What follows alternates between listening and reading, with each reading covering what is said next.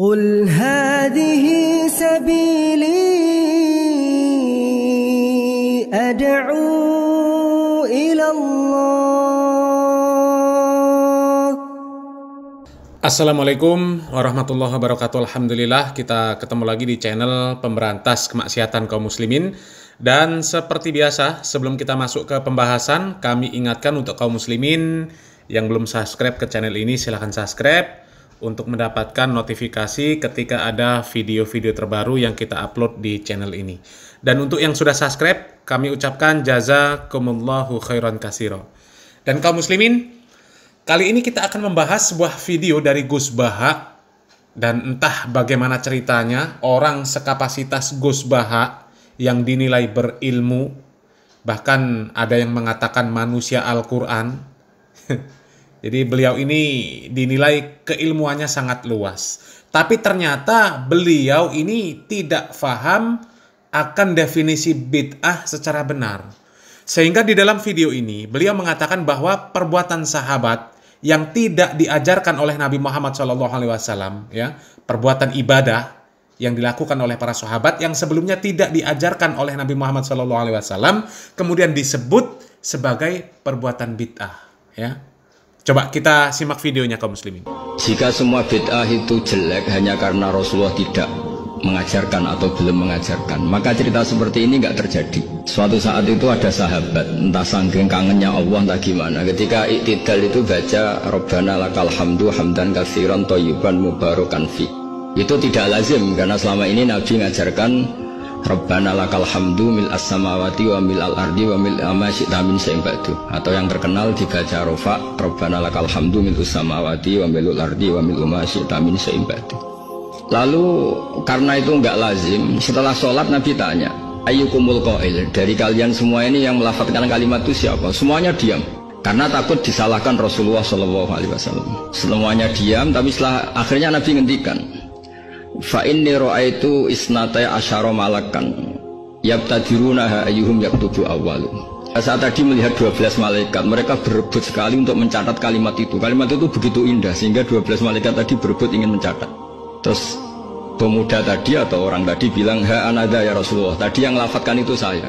Itu tidak ada sabqut ta'lim, tidak ada pengajaran dahulu dari Rasulullah SAW, tapi itu direspon oleh malaikat dan tentu disetujui oleh Rasulullah SAW.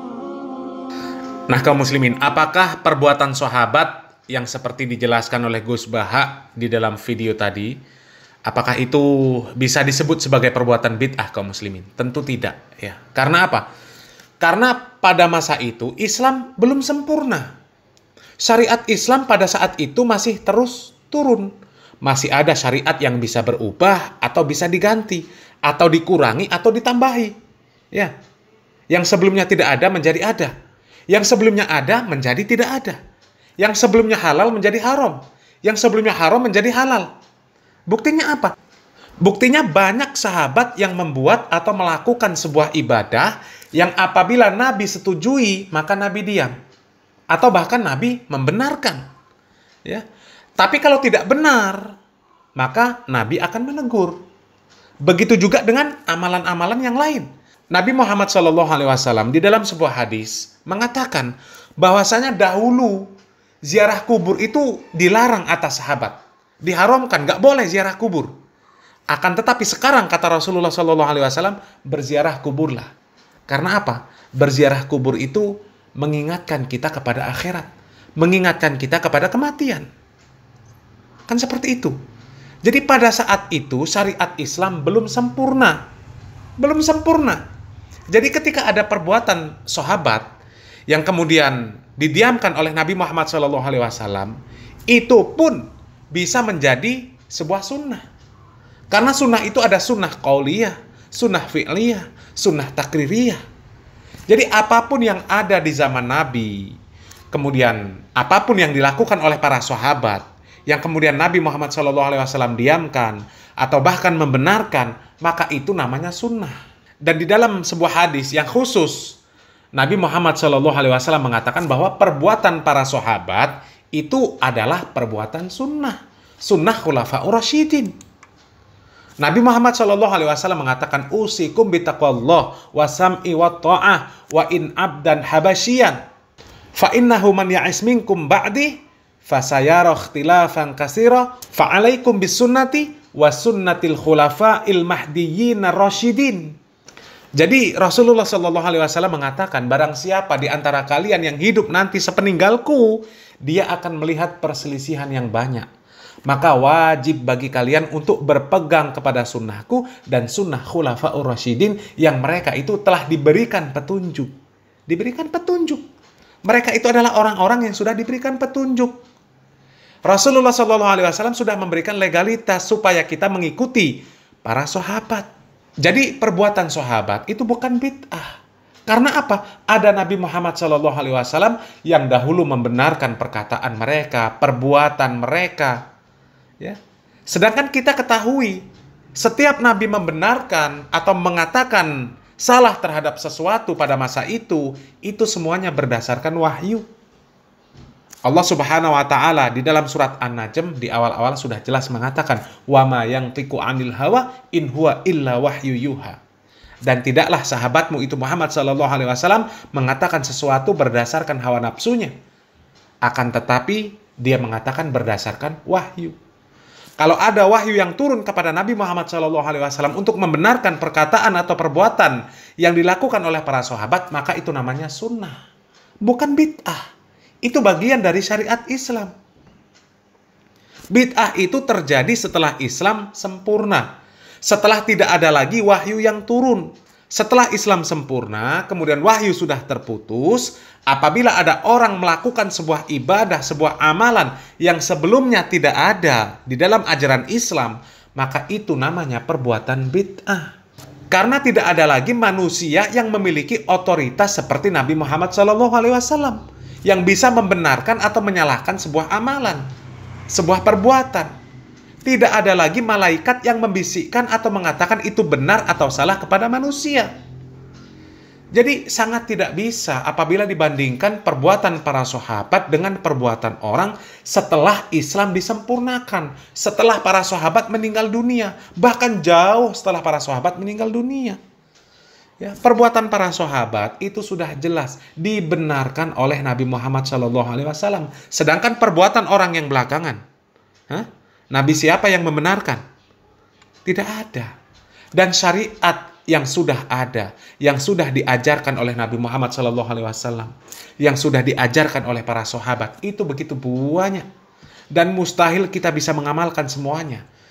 Lalu untuk apa kita membuat ibadah-ibadah baru yang tidak mereka ajarkan? Yang tidak jelas pula keutamaannya. Tidak jelas, bahkan tidak ada keutamaannya. Dari mana bisa mengatakan keutamaan amaliyah ini adalah ini, dan itu? Sementara malaikat tidak pernah menurunkan wahyu yang menjelaskan tentang keutamaan amaliyah tersebut. Ya. Jadi tidak bisa apabila dibandingkan perbuatan yang sekarang dinilai baik dengan perbuatan yang dinilai baik oleh para sahabat. Ya. Perbuatan yang dinilai baik oleh sahabat kemudian dinilai baik juga oleh Rasulullah SAW, maka itu namanya sunnah.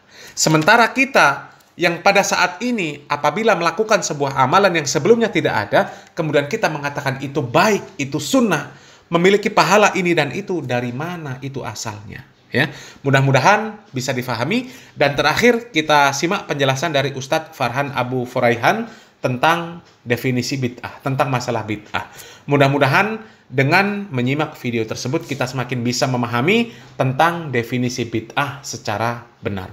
Wallahu a'lam bishawab. Mudah-mudahan yang sedikit ini bermanfaat. Barakallahu fikum. Wassalamualaikum warahmatullahi wabarakatuh. Ada juga yang mencari dalil untuk membolehkan bid'ah. Tuh, Umar menyatakan nikmatul bid'atu hadhihi. Masya Allah, ilmiahnya dengan tanda kutip. Sebaik-baik bid'ah, senikmat-nikmat bid'ah adalah ini, tatkala sholat tarawih di masa beliau dikerjakan berjamaah. Jawaban kita, itu Umar. Pertama kita jawab, biar lebih telak lagi. Itu Umar, Anda Umar. Anda Umar, tapi Umar akhir zaman. Satu.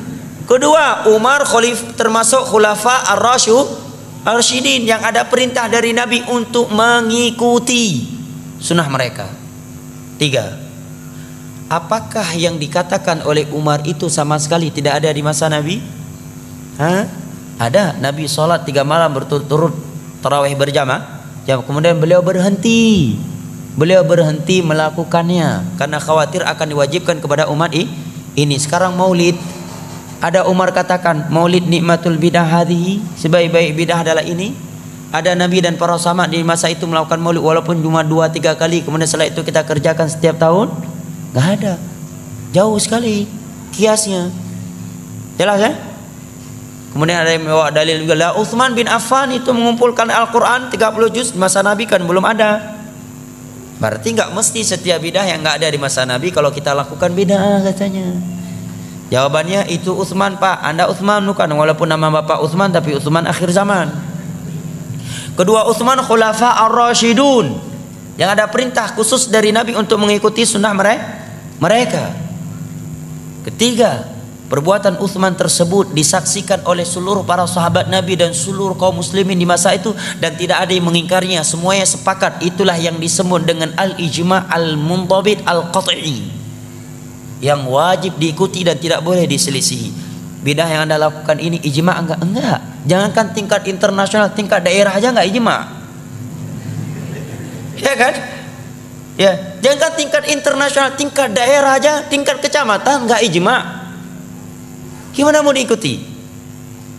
Keempat, Utsman bin Affan melakukan hal tersebut ini bentuk merealisasikan keumuman firman Allah, inna alaina jam'ahu wa qur'ana. Kelima, di masa Nabi sudah ada pengumpulan Al-Quran. Beliau mencontohi itu, hanya saya pengumpulan Al-Quran di masa Nabi tidak sempurna 30 juz dalam sebuah mushaf.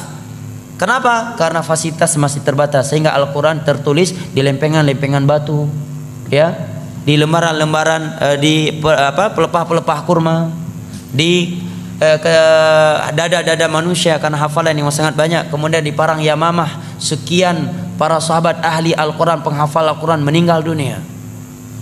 Kemudian juga dalam kejadian Bi'ir Ma'unah 70 sahabat Nabi ahli Al-Quran meninggal dunia. Maka sebelum hilang maka beliau menulis. Jawaban yang keenam, bahwa Utsman bin Affan tidak menambah sebuah ayat yang belum pernah turun kepada Nabi, dan tidak pernah mengurangi sebuah ayat yang telah turun kepada Nabi. Al-Quran yang beliau kumpulkan 30 juz itulah Al-Quran yang turun di masa Nabi. Jadi sisi mana ada pembaruannya?